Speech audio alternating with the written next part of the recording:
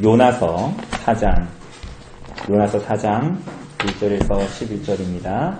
제가 가진 성경으로 구약성경 1289쪽에 있는 요나서 4장 1절에서 11절입니다.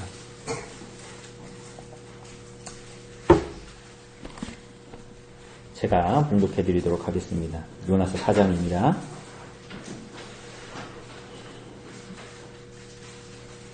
구약성경 1289쪽에 있습니다. 요나가 매우 싫어하고 성내며 여호와께 기도하여 이르되 여호와여 내가 고국에 있을 때에 이러하겠다고 말씀하지 아니하였나이까. 그러므로 내가 빨리 다시스로 도망하였사오니 주께서는 은혜로우시며 자비로우시며 노하기를 더디하시며 이내가 크시사 뜻을 돌이켜 재앙을 내리지 아니하시는 하나님이신 줄을 내가 알았음이니이다. 여호와여 원하건대 이제 내 생명을 거두어 가소서. 사는 것보다 죽는 것이 내게 나음이니이다 하니 여호와께서 이르시되 내가 성내는 것이 옳으냐 하시니라. 요나가 성읍에서 나가서 그 성읍 동편에 앉아 거기서 자기를 위하여 초막을 짓고 그 성읍에 무슨 일이 일어나는가를 보려고 그 그늘 아래에 앉았더라. 하나님 여호와께서 박넝쿨을 예비하사 요나를 가리게 하셨으니 이는 그의 머리를 위하여 그늘이 지게 하며 그의 괴로움을 면하게 하려 하심이었더라. 요나가 박넝쿨로 말미암아 크게 기뻐하였더니 하나님이 벌레를 예비하사 이튿날 새벽에 그 박넝쿨을 갉아먹게 하심에 시드니라. 해가 뜰 때에 하나님이 뜨거운 동풍을 예비하셨고 해는 요나의 머리에 쬐임에 요나가 혼미하여 스스로 죽기를 구하여 이르되 사는 것보다 죽는 것이 내게 나으니이다 하니라. 하나님이 요나에게 이르시되 내가 이 박넝쿨로 말미암아 성내는 것이 어찌 옳으냐 하시니 그가 대답하되 내가 성내어 죽기까지 할지라도 옳으니이다 하니라. 여호와께서 이르시되 내가 수고도 아니하였고 재배도 아니하였고 하룻밤에 났다가 하룻밤에 말라버린 이 박넝쿨을 아꼈거든. 하물며 이 큰 성읍 니느웨에는 좌우를 분변하지 못하는 자가 12만여 명이요 가축도 많이 있나니 내가 어찌 아끼지 아니하겠느냐 하시니라. 아멘.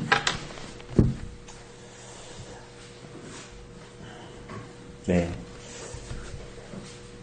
오늘 사랑하는 여러분, 우리가 오늘 이제 요나서를 좀 마지막으로 보고 우리 다음 주부터는 이제 고린도전서부터 우리가 좀 교회에 대하여서 우리 좀 더 고린도서를 통해서 좀 다루기를 원합니다. 예, 우리가 오늘 이제 5차례에 걸쳐서 지금 요나서를 이제 봤는데요. 또 오늘은 이제 마지막 장입니다. 마지막 장. 근데 우리가 지난주 3장의 내용을 좀 이렇게 잘 생각해 보면, 그 성경에 유례 없는 복음 사역의 이 성공이었습니다. 그죠? 우리가 뭐 사도행전에 보면 베드로가 한 번의 설교로 3,000명이 회심하지 않았습니까? 그러니까 그런 것은 축에도 끼지 못하는 일이 벌어지는 거야. 예, 심지어는 이 요나가 반쪽짜리, 우리가 지난주에 얘기했듯이 반쪽짜리 순종과 반쪽짜리 복음 전도를 했음에도 불구하고 왕부터 짐승까지 굵은 배를 입고 언약의 하나님인 여호와의 이름을 부르고 금식하고 하나님께 부르짖으면서 기도하는 그야말로 대부흥이 이제 일어났죠. 그러니까 저 같은 목사에게는 이런 본문을 보면 굉장히 이제 부럽습니다. 그래서 특별히 이 복음의 광채가 하나님께서 일하시는 이 광채가 환히 드러나는 이 부흥의 일이 참 우리들의 인생 가운데에, 저의 목회 인생 가운데 한 번이라도 있으면 얼마나 좋을까 하는 이 부러운 주제입니다. 근데 이 요나는 이 대단한 사역의 현장의 한 중심에 있었던 사람인데, 그가 그런 놀라운 대단한 사역에 성공을 했음에도 불구하고 요나는 말할 수 없는 실패를 경험합니다.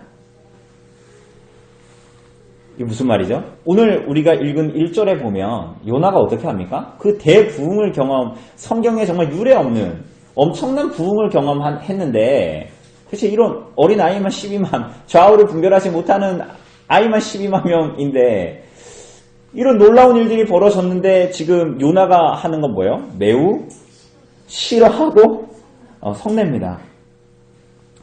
원문대로 얘기하면 나쁘고 매우 나쁘고 크게 진노했다.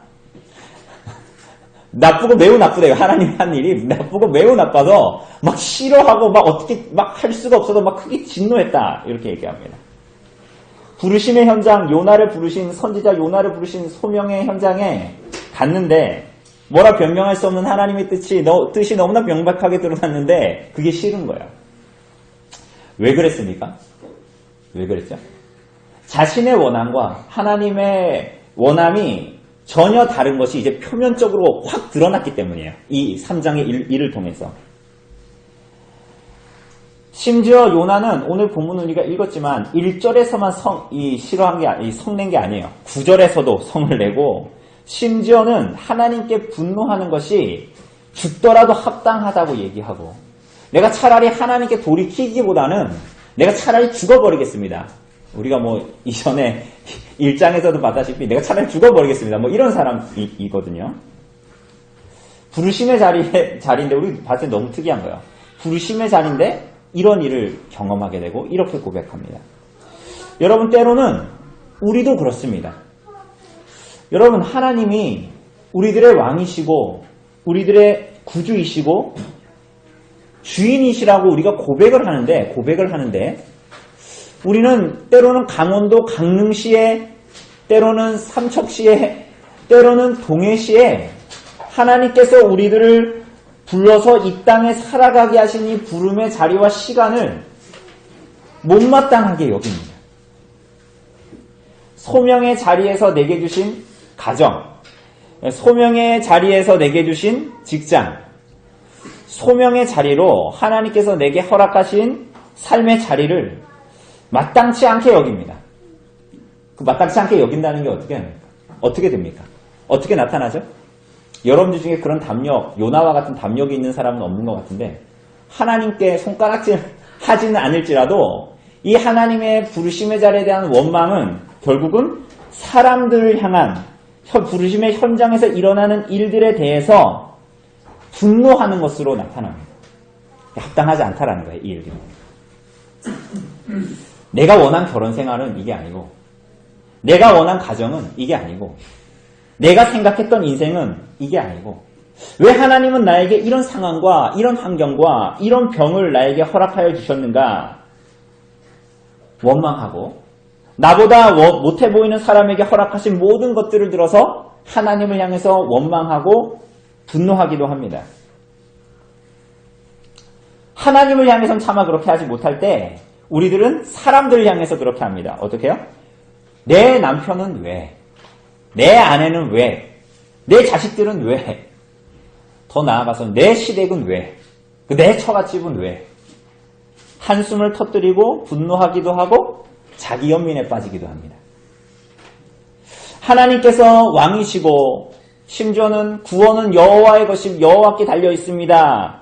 라고 고백하지만 그 고백의 자리, 부르심의 자리에서는 그분을 부인하는 것, 그분이 왕이고 그분이 주인이라는 걸 부인하는 삶을 살아갑니다. 우리도 때로는 요나처럼 그렇다는 거예요.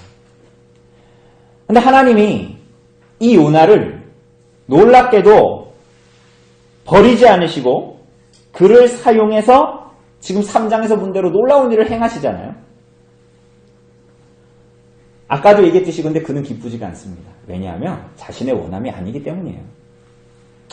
2절을 보면 이 일에 대해서 매우 성내고 화를 내면서 요나가 하는 말이 뭐예요? 2절에 보면 요나가 말하기를 내가 하나님이 이렇게 하실까봐 내가 다시스로 도망하려고 한 겁니다.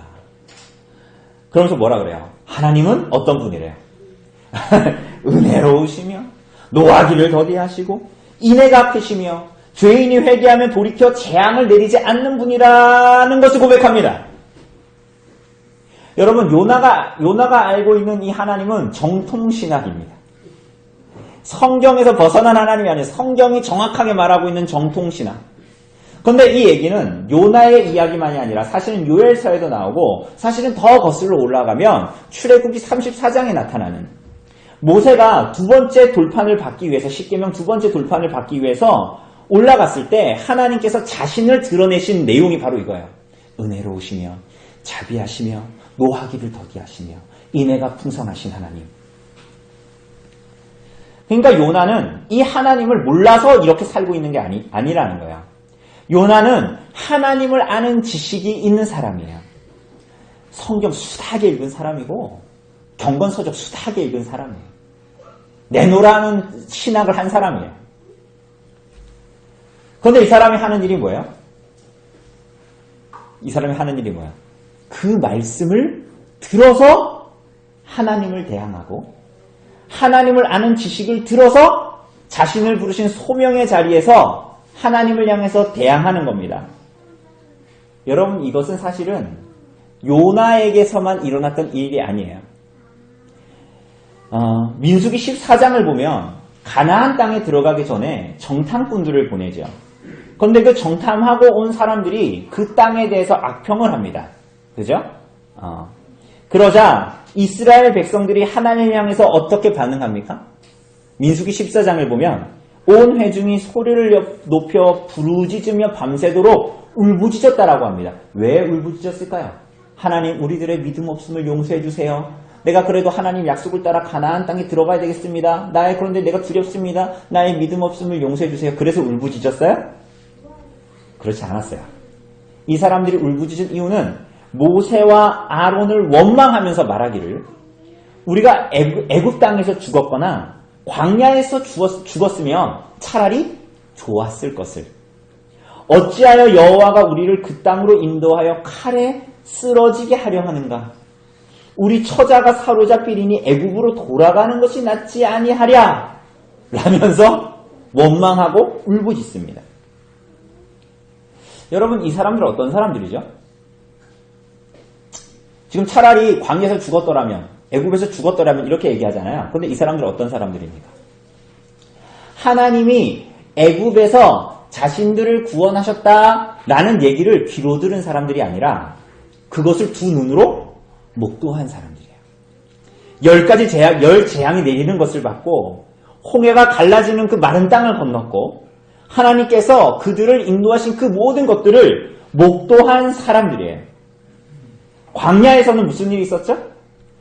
하나님의 불기둥과 구름기둥이 그들을 보호하시고 또 무슨 일이 있었어요? 만나와 메추라기로 그들을 먹이시고 반석에서 물을 내시는 분이심을 들어서 한 게 아니라 이 사람들이 정말 광야에서 그것을 먹고 마시고 만졌던 사람들이잖아요. 그런데 이 사람들이 그 하나님을 아는 지식, 정말 들어서 아는 지식이 아니라 하나님을 경험했잖아요. 그 하나님을 아는 지식으로 이 사람들이 하는 게 뭐예요? 그 부르심의 자리에서 하나님을 대항하여 일어나는 거예요.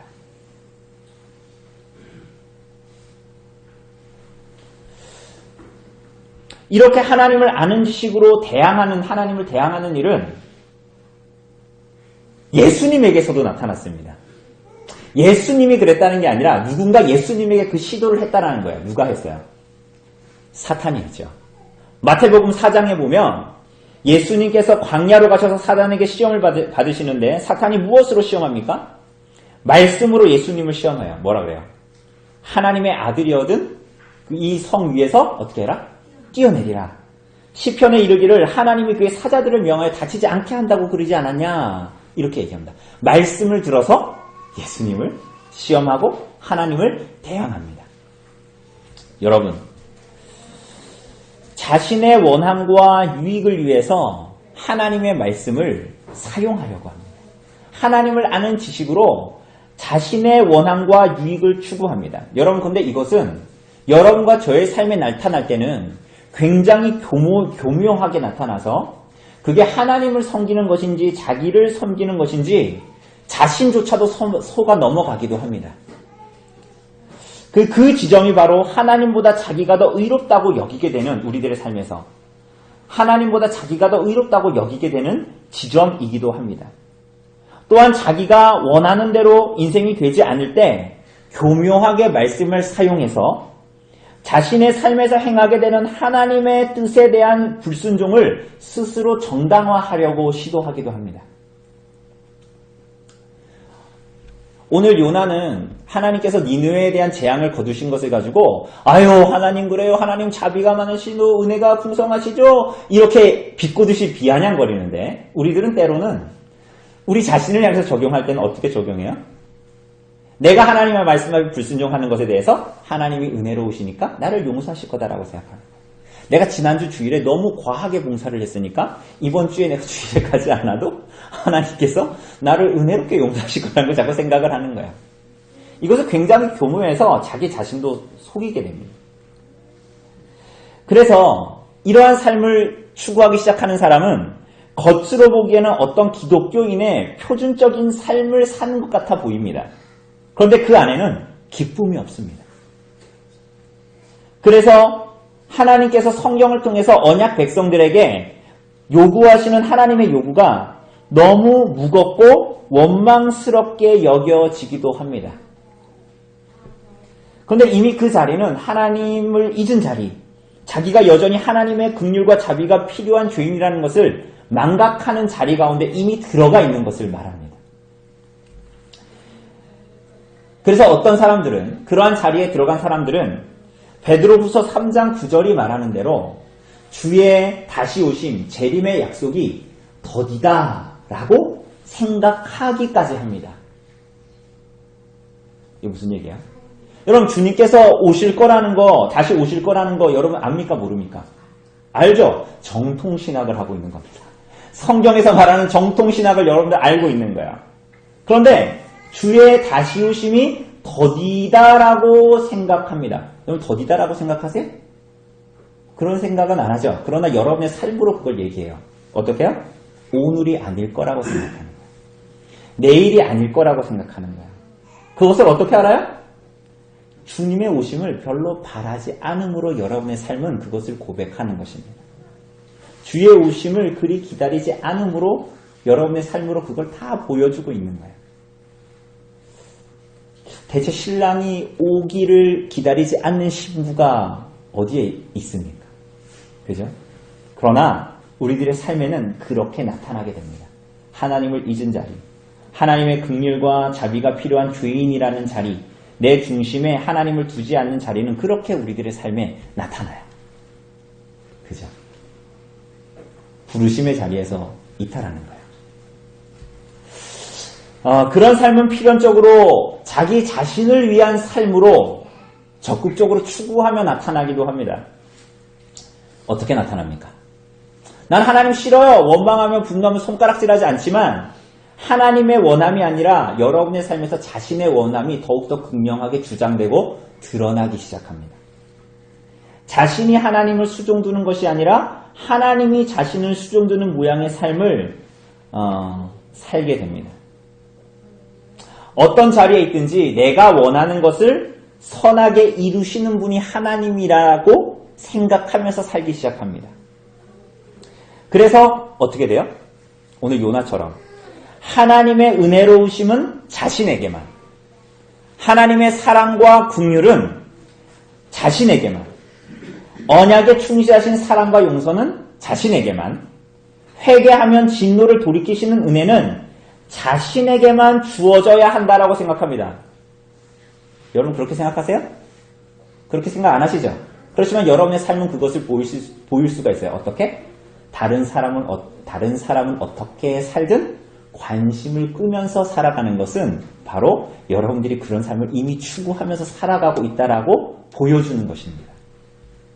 여러분들이 말로는 내가 그렇게 살지 않는다라고 얘기하는데 여러분들의 주변에 있는 사람, 형제들, 이웃에게 신경을 끄고 살아가기 시작할 때 이미 여러분의 삶으로 여러분의 내면을 고백하고 있는 거야.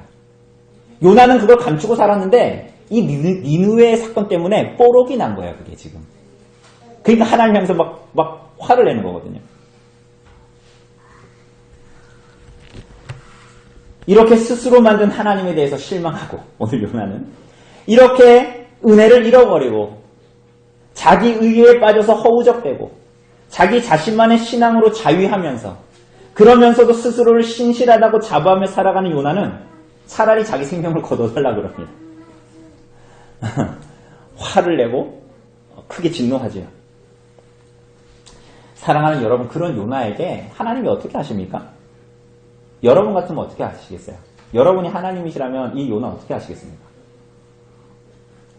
저 같으면 주리를 틀어서 최대한 고통스럽게 고문을 한 다음에 주여 소리가 나올 만큼 딱 한 다음에 한 다음에 제가 많이 잔인해서 주여 소리를 하면 그때 죽여버리겠습니다. 잔인하게. 근데 하나님이 그렇게 하지 않는 거야. 여러분 심지어는 사절을 보면 그 여호와께서 이르시되 그러잖아요. 근데 이게 세 번역은 여호와께서 책망하시면서 이르시되 네가 성내는 게 옳으냐? 이렇게 번역하는데 사실 그렇지가 않아요. 그야말로 하나님은 그에게 그를 책망하지 않으시고 말씀하십니다. 마치 우리가 열왕기에서 봤듯이 엘리야가 나를 죽여주십시오. 이제 날 데려가 주십시오라고 할 때 하나님께서 너 대장부처럼 서봐라 하고 불과 지진과 바람이 다 지나가는데 그 가운데에 하나님이 계시지 않았고 세미한 음성으로 하나님께서 엘리야에게 다가오시지 않습니까? 그죠? 죽여달라고 말하는 요나에게 하나님께서 무섭게 책망으로 다가오시는 게 아니라 그에게 말씀하십니다. 뭐라고요? 네가 성내는 게 옳으냐? 라고 말씀하시면서 사랑의 추격을 계속하십니다. 니느웨의 수단 죄인들이 회개하며 돌아오는 것, 그래서 그들이 회개했을 때 진노를 내리지 않고 그들을 구원하는 것이 정말 네가 분노하며 싫어할 일이냐? 라고 물으십니다. 여러분 이렇게까지 할 필요 있을까요? 하나님은? 그냥 하나님이 어차피 반쪽짜리 순종을 요나가 했지만 어쨌거나 일은 벌어졌잖아요. 우리가 지난주에 봤던 3장 내용처럼 니느웨 사람들도 어떻게 했어요? 다 회개했잖아요. 그럼 하나님의 일이 성취된 거잖아요. 그럼 이제 어떻게 하면 돼요? 그러니까 요나서가 굳이 4장까지 있을 필요가 없는 거야. 3장에서 딱 끝내면 돼. 그 요나가 불순종했는데 거의 반쪽짜리 신앙을 했는데 순종을 했는데 니느웨 사람들이 회개했다. 하나님 정말 대단하셔. 이렇게 끝나면 되는데 요나서가 그렇게 안 끝난다는 거야. 왜요? 하나님의 관심이 요나에게 있는 거예요. 그죠? 그러니까 하나님의 일들을 이루시지만 하나님은 요나가 하나님의 마음을 갖기를 원하셨던 거예요. 하나님이 요나에게 내 마음을 가지고 나와 동행하자 라고 요나를 부르시는 거예요. 계속. 그래서 4장이 있는 거예요. 근데 요나가 어떻게 합니까? 찰떡같이 알아들어요? 하나님 말씀에 콧방귀도 끼지 않습니다. 그러든지 말든지 하나님이 니느웨 사람들 용서하든지 말든지.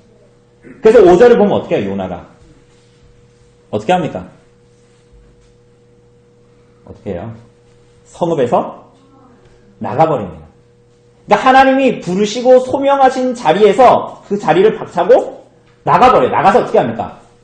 더 웃긴 건 집에도 가지 않아요. 이 사람이. 너무 멀어서 그런가? 900km 떨어져 있어서 그런가? 집에도 가지 않고 어떻게 합니까?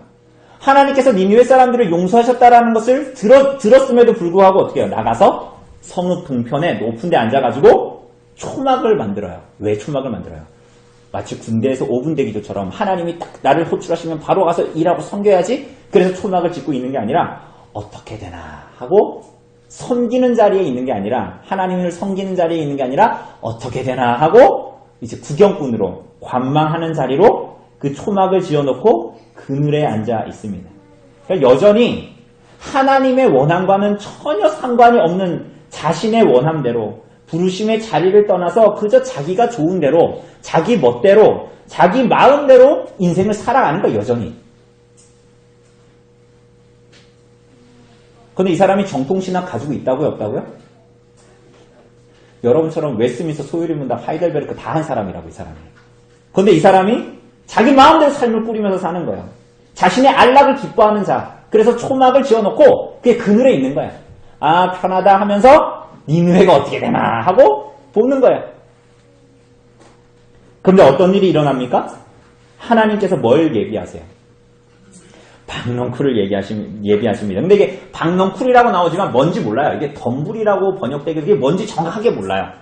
그런데 어쨌거나 박넝쿨이라고 되어져 있는데 하나님께서 왜 예비하세요? 박넝쿨을. 하나님께서 정말로 은혜로우시고 자비가 풍성하신 분이십니다. 이 요나가 그래서 여러분들 그 성경 동화책 보면 요나가 어떻게 나와요? 머리가 민머리로 나와요. 민머리 대머리로. 그러니까 요나의 머리를 위해서 그의 괴로움을 면하게 하시려고 박넝쿨이 자라게 하셔서 그늘을 크게 만들어 주십니다. 여러분, 그런데 더 재밌는 건 뭐냐면 박넝쿨이 어떻게 자라요? 10절을 보면 하나님께서 뭐라 그러십니까? 하룻밤에 났다가 하룻밤에 말라버렸죠. 그러니까 이 박넝쿨이 뭐냐면 하루 사이에 그것도 밤에 나서 자라는 박넝쿨이었던 거예요. 말이 돼요, 안 돼요? 여러분, 엄결리에서 지금 10수년 사라지만 그런 거 있어요? 없잖아요. 불가능한 일이 자고 일어났는데 박넝쿨이 생긴 거예요. 그게 그늘을 만들었어요. 여러분, 놀라운 일 맞습니까? 요나에겐 감사한 일 맞습니까? 대머리가, 제가 친하게 지내는 사람도 대머리가 한 명 있는데 그분은 이렇게 저랑 바닷가 한번 가서 놀고 오면은 며칠 지나면 이렇게 머리가 까지더라고요. 타서, 여름에 해변에 놀면 타서. 그러니까 이게 얼마나 감사한 일이에요. 그런 일이 없게 된 거잖아요. 근데 요나는 오늘 본문에 보면 감사하다는 얘기도 나와요, 안 나와요? 안 나와요. 그런데 그게 한 가지 재미있는 반응이 나타나요. 감사하진 않아, 하나님께. 그런데 한 가지 반응이 나타나요. 그게 뭐예요? 6절 하반절에 보면 뭐 어땠대요? 기뻐했는데 그냥 기뻐하지 않았어요. 크게 기뻐했습니다. 한바구음을 지었어요. 여러분, 요나가 지금까지 한 번도 크게 기뻐한 적이 있어요, 없어요? 여러분, 물고기 배에서 나왔는데도 기뻐했다 이런 기록 없어요. 요나는 지금 크게 기뻐하고 있어요. 그러니까 1절에서는 크게 진노했죠. 하나님의 일하신, 막 회개하지 않았던 사람들이 돌아왔는데 그걸 보고 크게 기뻐하기는커녕 크게 진노했죠. 근데 요나는 지금 크게 기뻐하는 것이 처음이에요. 그러니까 요나는 하나님이 기뻐하신 일에는 뭐예요? 진노해요. 하나님의 원하심이 드러나는 삶에는 진노해요. 그런데 하나님이 자신의 삶을 편안하게.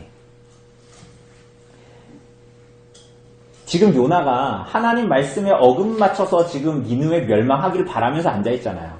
그런데 하나님이 박넝쿨을 만들어주신 것 같아. 그럼 무슨 생각이 들어요? 내 삶을 하나님께 불순종했는데도 내 삶이 문제없이 평안하게 지속되는 걸 보니까 요나는 어떻게 하는 것 같아요? 기뻐하는 거예요. 자기의 뜻에 하나님이 따라주는 것 같고 자신이 니느웨 멸망을 관망하고자 하는 삶의 자리를 하나님이 인정해 주는 것 같아요. 자기 인생이 여전히 편안히 갈 때 그래서 요나는 어떻게 해요? 참 기뻐합니다. 하나님 때문에 기뻐하는 게 아니라 자기 인생의 괴로움이 덜하게 되니까 기뻐하는 거야. 오늘 사랑하는 여러분, 여러분의 삶에 기쁨과 감사의 제목이 뭡니까? 여러분 지난 일주일 동안 여러분의 삶에 기뻤던 게 뭐예요? 여러분이 하나님 말씀에 순종하지 않으면서 살았는데도, 여러분이 그 자리에서 회개하지 않았는데도 그 자리에 마치 뜨거운 햇볕 아래 요나의 괴로움을 덜하게 할 박넝쿨로 기뻐한 것처럼 여러분도 여러분의 인생에 주어진 마치 하나님이 자신의 불순종에도 복을 주시는 것 같고 하나님이 틀렸고 내가 맞는 것 같은 그런 삶의 순간에 서 있진 않아요? 그리고 그것 때문에 기뻐하면서 살고 있진 않습니까? 오히려? 그렇다면 여러분의 삶에 아무리 박넝쿨이 있고 박넝쿨의 그늘이 크고 시원하다 할지라도 여러분 그것은 허울일 뿐이에요. 그러면 하나님이 요나에게 이 박넝쿨을 만들어 주시고 그래서 그가 불순종했는데도 하나님이 참 그래 니느웨 백성들을 저렇게 회개하게 한 건 하나님이 잘못한 거야. 내가 맞았어. 내가 다시스로 그래가지고 내가 그렇게 다시스로 가라 했던 거지. 내가 맞았어. 하는 자리, 그렇게 스스로를 자위하는 자리에 불순종하면서도 그냥 그렇게 인생 살아가는 자리에 스스로 행복하다고 생각하면서 여기는 자리에 여러분 살게 하나님께서 요나를 버려두십니까? 7절을 보면 그러나 하나님이 이렇게 시작합니다. 우리 한글 성경에 하나님이 이렇게 나와 있지만 그러나 하나님이 이렇게 시작합니다. 그러나 하나님이 어떻게 하시죠? 사랑의 추격을 시작하십니다. 어떻게 하세요? 6절에서 요나를 걱정하셔서 만든 그 언약의 하나님 여호와께서 세상의 주권자이며 통치자이신 엘로힘 하나님으로 나타나십니다. 그래서 하나님이 어떻게 하십니까? 큰 풍랑과 물고기를 들어서 사용하신 분이 이제는 뭘 사용하세요? 아주 작은 벌레를 사용하셔서 당신의 주권과 통치를 나타내시고, 놀랍게도 우리들의 이 작은 삶의 구석구석을 통해서 하나님의 뜻을, 하나님의 음성을 들려주시고 깨닫게 하십니다. 어떻게 말입니까? 주님께서 한 작은 벌레를 예비하셨습니다. 그리고 어떻게 하세요? 그 벌레를. 우리가 아는 대로 이튿날 새벽에 그 벌레가 박넝쿨을 어떻게 해요? 갉아먹었어요. 그러니까 요나의 입장에서는 그 왕성했던 박넝쿨 잎이 내 삶을 그렇게 만들어준 그 그늘이 내 삶을 영원히 보장할 것 같고 내 삶에 의지할 무언가였던 것 같은데, 나를 저 뜨거운 햇볕에서 보호해주고 안전하게 나의 모든 것을 지켜줄 것만 같았던 그 그늘을 하나님께서 어떻게 하세요? 작은 벌레를 보내서 다 갉아먹게 하십니다. 여러분, 하나님이 이렇게 일하십니다. 여러분이 여러분의 인생에서 그렇게 소중하게 여기던 그 어떤 것, 여러분이 소중하게 여기던 박넝쿨이 사라지면 여러분은 무엇을 느낍니까? 여러분이 그렇게 인생에서 자랑했던 압살롬의 잘생긴 외모, 그 풍성했던 머리칼, 아히도벨의 모략이 그렇게 자기가 자랑했던 인생의 자랑으로 알고 있었던 자기의 뛰어난 머리로 짠, 사람들이 보기에는 하나님으로부터 계시를 받은 것 같은 저 아히도벨의 모략에 무너짐, 여러분들이 그렇게 기대했던, 내가 저놈의 자식을 어떻게 키웠는데 그 자녀들의 어떠함, 여러분이 의존했던 남다른 지식과 지혜와 건강, 여러분이 무엇보다도 자신했던 인생의 그 무엇, 그것이 하룻밤에 사그라들 때, 그렇게 여러분의 것이라고 여겼던 기쁨과 즐거움이 사그라들 때 여러분은 무엇을 경험합니까? 무엇을 느끼셨습니까? 여러분, 놀랍게도 그 절망의 순간, 그 두려움의 순간이 놀랍게도 하나님께서 진정한 하나님을 향한 소망과 기쁨에 눈을 뜨게 하는 순간입니다. 여러분이 소중하게 여기고 기쁘게 여기던 그 박넝쿨이 사라질 때 오히려 그것은 하나님께서 여러분에게 주시는 은혜의 순간이요. 시편 32편이 말하는 대로 주께서 자신을 발견케 하시는 시간이고 주를 발견하도록, 주를 찾도록 주시는 기회의 시간입니다. 그런데 요나는 그렇지 않았던 것 같습니다. 그래서 하나님은 벌레만이 아니라 뜨거운 동풍을 예비하시고 보내십니다. 그래서 요나는 뜨거운 태양에 거의 죽을 지경에 이르게 됩니다. 그런데 요나는 어떻게 해요?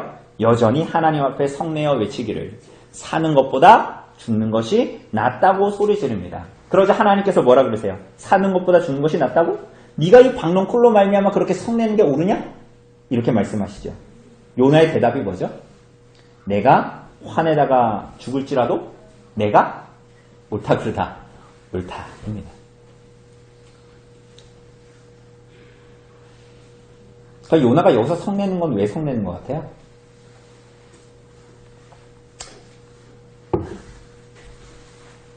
이 사람은 지금 자기 자신에게 함몰되어 있다니까요. 그러니까 어떻게 해요? 하나님, 좋은 걸 주시려면, 은혜를 주시려면 끝까지 주시지. 주셨다가 거두는 건 뭡니까? 이런 거예요.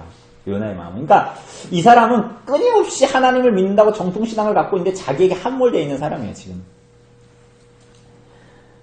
사랑하는 여러분, 하나님께서 무엇이라고 하십니까? 그게 이제 10절, 11절에 쭉 나와요. 오늘 마지막인데. 이 박넝쿨은, 그 박넝쿨, 너에게 그늘을 만들었던 그 박넝쿨, 너가 심었냐? 너가 거뒀냐? 네가 재배했냐? 근데 너는 그것을 기뻐하면서 그것을 아끼고 그것을 정말 긍휼히 여겼다.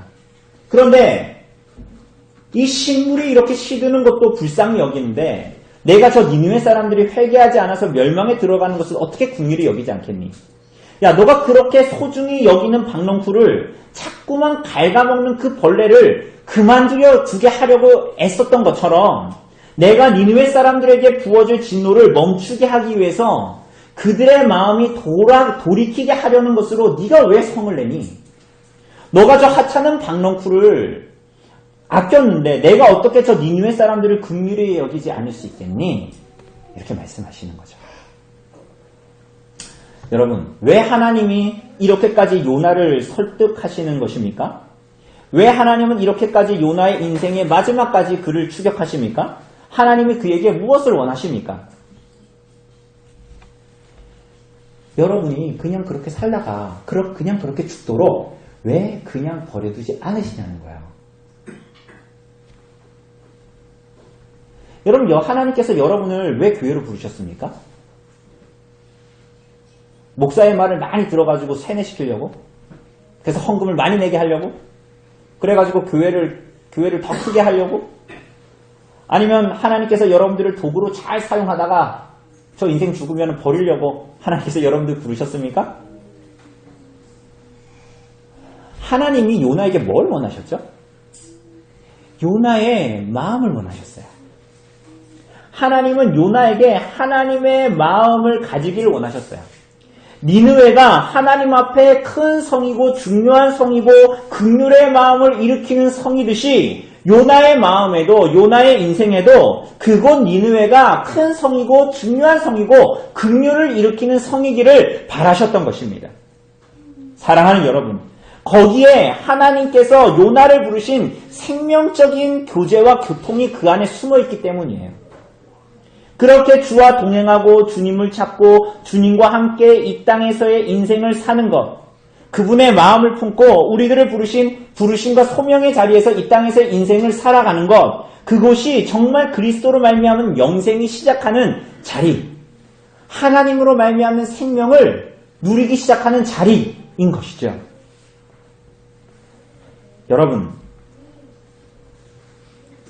여러분의 성도로서의 삶에서도 여러분의 인생에서도 마찬가지입니다. 개인적으로는 저의 목회에서도 마찬가지입니다. 우리는 대단한 일을 우리가 3장에서 본 대로 우리들의 인생에서 대단해 보이는 일들을 정말로 이룰 수 있어요. 대단한 결과들을 낼 수도 있어요. 요나처럼 말이죠. 그리고 인생에 대단한 고비를 뛰어넘을 수도 있고요. 세상 사람들이 박수치는 훌륭한 일을 할 수도 있고요. 아니, 그게 아니면 그냥 소시민적인 삶을 그냥 내 가족과 나에게만 함몰된 그냥 우리 새끼 잘 키우고 내 아내랑 그냥 소소하게 잘 사는 그런 행복한 삶을 누리면서 인생을 살아갈 수도 있어요. 그러나 하나님이 정말 원하시는 것이 뭐죠? 하나님을 기뻐하고 사랑해서 그분의 마음을 갖기를 원하시고, 그래서 그분의 뜻을 받들고 이 땅에서 인생을 살아가는 그리스도와의 생명적인 교제와 교통을 누리면서 살아가는 것, 그 자리로 우리들을 부르시는 것입니다. 끊임없이 요나를 추격하시는 것은 요나를 괴롭히시기 위한 것이 아니죠. 끊임없이 여러분의 삶을 불순종하는 데 가만히 두지 않으시고 끊임없이 추격하시는 이유는 때로는 큰 풍랑을 보내시기도 하시고 때로는 여러분의 삶에 여러분만이 알게 하는 그 작은 벌레를 보내셔서 여러분들이 의지했던 것들을 갉아먹는 순간들을 보게 하실지도 몰라요. 혹은 그것을 내가 쫓고 싶은데 그렇게도 하지 못하는 그것이 여러분의 삶에 섭리적처럼 다가올 때도 있어요. 하나님께서 왜 끊임없이 여러분들 그렇게 추격하시죠? 여러분들을 죽이려고 하시는 게 아니에요. 괴롭히려고 하시는 것이 아니에요. 나의 마음을 가지라. 나와 동행하라. 나와 함께 생명적인 교제로 나아가자. 라고 우리들을 부르시고 그리스도를 사랑하고 기뻐하는 자리로 초대하시는 거예요. 거기에 영원한 생명이 허락되어져 있기 때문에. 여러분, 오늘 사랑하는 여러분, 우리가 다음 주부터 고린도 전서를 볼 겁니다. 바울은 우리가 대충 알다시피 고린도 교회는 여러분들처럼 훌륭한 성도들이 아니었어요. 여러분, 고린도 교회는 세상에서도 안 할 짓 하면서 살아가는 사람들이 모여있는 교회였어요. 어떻게 보면 인생의 실패자들 같고 버러지 같은 인생들이 그 교회에 다 모여 있었어요. 그렇게 하나님을 안다고 하면서도 끊임없이 하나님을 향해서 불순종하며 죄를 지며 살아가는 사람들이 고린도 교회에 허다했어요. 그런데 그들을 향해서 고린도 전서에서 바울이 편지하면서 뭐라 그러죠? 고린도에 있는 하나님의 교회. 고린도에 있는 하나님의 교회. 왜 그렇죠?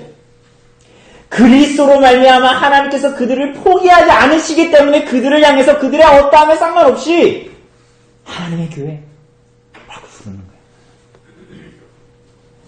그들을 그리스도의 교회로 부르시고 그 온갖 죄악들이 폭로되고 튀어나오고 죄인들이 모여있어서 다듬어지지 않는 내면 때문에 서로 살아가는데 갈등을 일으키고 서로 시기하고 질투하고 잘난 척하고 세상과 다를 것이 전혀 없는 자들임에도 불구하고 오히려 그보다 더한 자들이 모여있음에도 불구하고 바울은 그들을 고린도에 있는 하나님의 교회라고 부릅니다. 어떻게 그럴 수 있죠? 그리스도께서 값주고 사셨기 때문에 그 핏값 주고 사셨기 때문에 그들의 어떠함에도 불구하고 끊임없이 그들을 하나님께서 붙드시고 추격하시는 거예요. 그들의 인생이 끝날 때까지. 그리스도의 그 사랑 때문에 한없는 자비와 긍휼 때문에 그분의 추격이 요나에게 오늘 여러분과 저에게도 있는 것이죠. 오늘 사랑하는 여러분,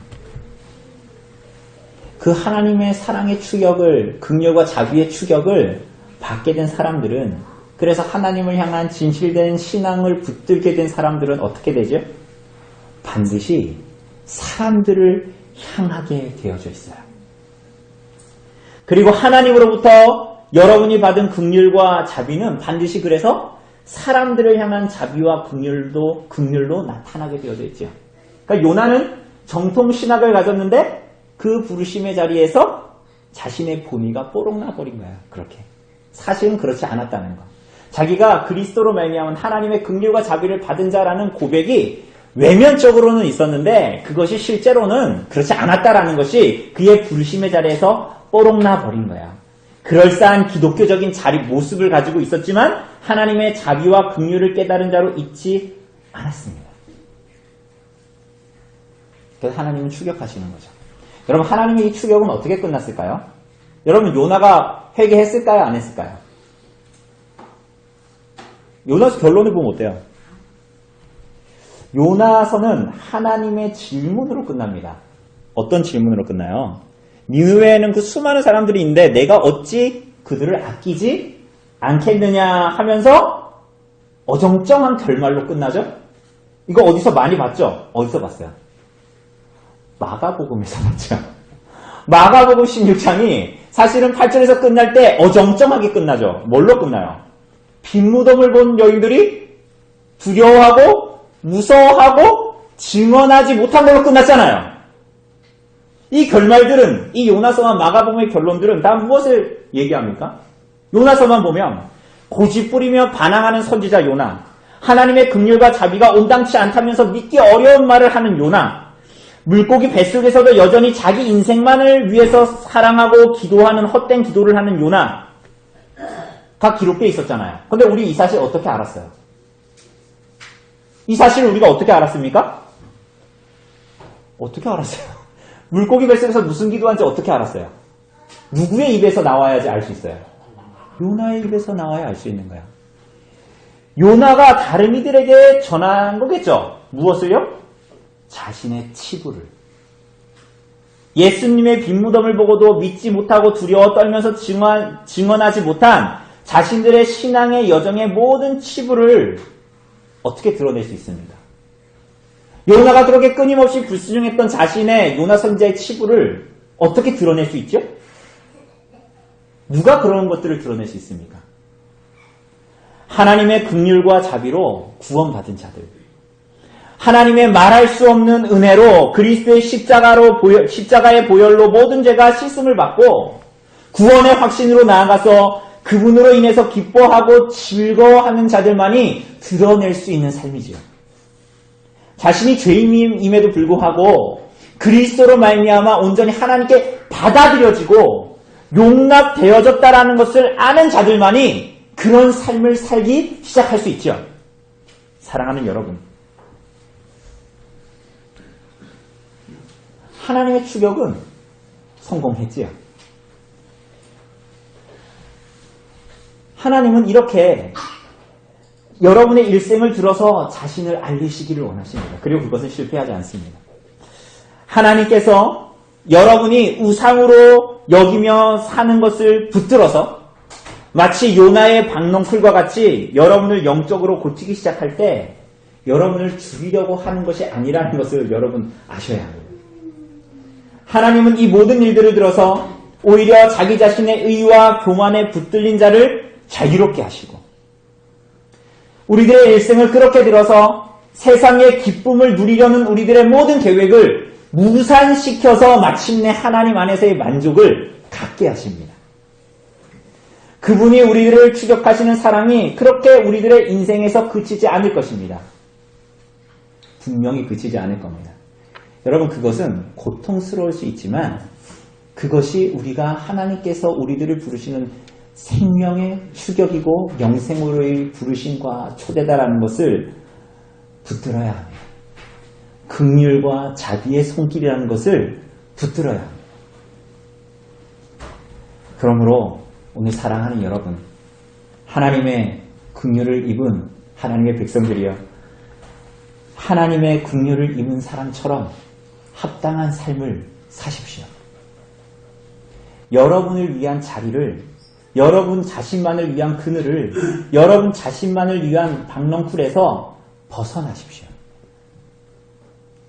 요나처럼 끝없이 자기 자신만을 위한 삶을 포기하십시오. 여러분에게 긍휼을 베푸신 하나님은 여러분을 보고 불쌍하다고 여기면서 앉아 계시지 않았습니다. 어떻게 하셨죠? 성자를 보내셔서 우리들의 모든 상황과 환경 안으로 들어오셨습니다. 그분의 생애를 다 들어서 그 십자가의 죽음의 순간까지 여러분과 저를 위해서 모든 것을 내어놓으셨지요. 주의 긍휼을 입은 성도들이요, 정말 어려운 시간을 보내고 있는 자들이 있다면 모든 핑계를 뒤로하고 그들과 함께 하기를 힘쓰셔야 합니다. 주님께서 여러분들에게 그러하셨던 것처럼 동일하게 그러해야 합니다. 말할 수 없는 그리스도의 긍휼과 자비를 힘입어 오늘 이곳에 모인 성도 여러분, 그렇게 받을 자격 없는 자에게 베풀어지는 은혜가, 사랑이 노하기를 더디하고 언약에 신실하여 용서하고 사랑하고자 하는 마음, 우리가 받았는데 그 그리스도의 마음이, 하나님의 마음이 여러분과 저의 마음에 있습니까? 그렇게 포기하지 않는 사랑으로 품고자 하는 마음, 그리스도를 닮은 마음이 여러분에게 있습니까? 하나님께서 요나에게 그것을 깨우치기를, 그리고 그것을 갖게 되기를 요청하기 위해서 그의 인생을 계속 추격하시는 것입니다. 하나님 믿으면 됐지, 교회 나가면 됐지, 그렇지 않아요.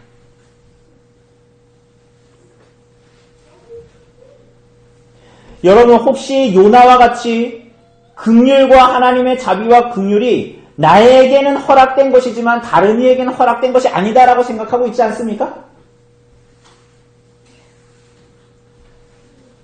바울은 고린도 후서에서 고린도 교회의 성도들의 모든 결점에도 불구하고 말하기를, 그들을 사랑하고 그들과 함께 죽고 그들과 함께 살기를 나는 바란다 라고 말했습니다. 그래서 고린도후서 7장 3절에 보면 너희가 나의 마음에 있다 라고 바울은 고린도 교인들에게 말합니다. 여러분, 우리가 그리스도의 사랑으로, 그리스도의 긍휼과 자비로 그렇게 불림받을 자들이 아님에도 불구하고 고린도에 있는 하나님의 성도들이여, 교회들이여 라고 부름받은 긍휼과 자비를 받았다면 먼저 여러분들도 동일하게 형제들을 향해서도 그러해야 합니다. 여러분, 우리는 서로를 향해서 얼마나 울고 있습니까?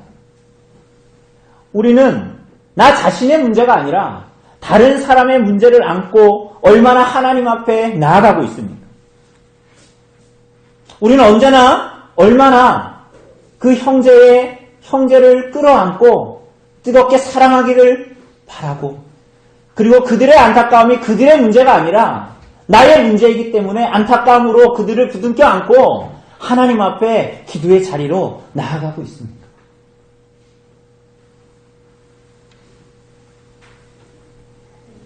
하나님께서 하나님의 긍휼과 자비를 입은 자들이 그곳으로 나아가기를 원하십니다. 여러분, 때로는 우리는 그 자리에 갈 때 그 자리에서 울게 될 거예요. 때로는 그것을 목도하게 될 때 형제들의 모든 죄악들을 두 눈으로 직면하게 될 때 마음이 고통스러울 수도 있습니다. 여러분, 그러나 기억하십시오. 그 자리가 주님께서 여러분과 저를 만나셨던 자리입니다. 여러분, 그 자리가 주님께서 여러분과 저와 함께 하시는 자리입니다. 그 자리에서 우리들이 주님을 만났습니다. 왜요? 왜 만나셨죠? 여러분이 그 자리에 있었기 때문에 주님께서 여러분을 그 자리에서 만나주시고 이제 그 참혹한 자리에서 나와서 이제 남부러울 것 없는 삶을 살아봐라! 그렇지 않아요. 성경에서 언제 그런 얘기 했습니까? 주님께서 여러분과 저에게 원하시는 건 뭐예요? 그 자리에, 그리스도를 만난 자리에 여러분과 제가 여전히 머무르고, 그래서 여전히 그 자리에서 울고 고통하는 자들과 함께 있기를 원하셨던 거예요. 함께 있어주고, 그를 붙들어주고, 함께 울고, 그리스도와 복음 안에서 위안을 얻고, 그래서 그분을 기뻐하고 사랑하는 자리, 그것으로 여러분과 저의 인생을 부르시는 것입니다.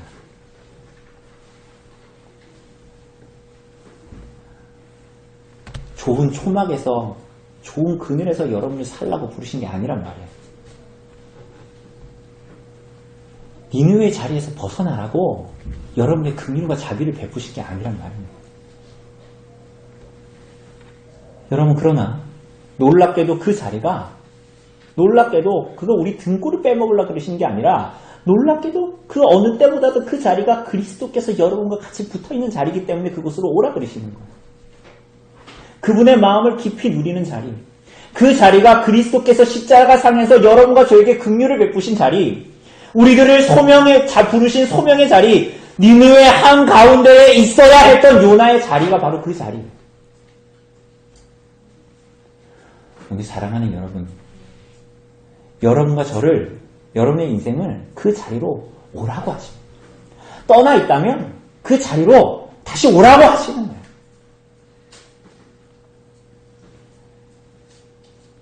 그리고 마침내 그 자리에 우리들을 세우심으로 그리스도로 말미암는 긍휼과 자비로 참된 생명의 교제를 누리게 하실 거예요.